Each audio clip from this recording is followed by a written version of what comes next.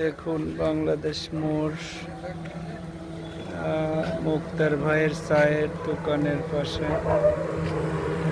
Pickup পান ভর্তি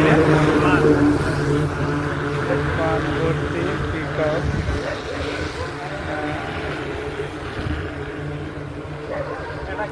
রোডের থেকে ফাইসে কারেন্টের পোলে মেরে দিচ্ছে। হয়তো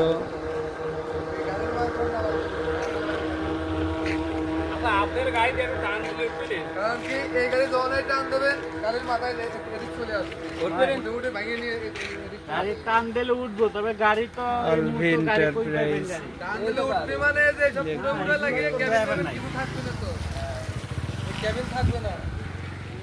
এই পিলারে মেরে দিয়েছে।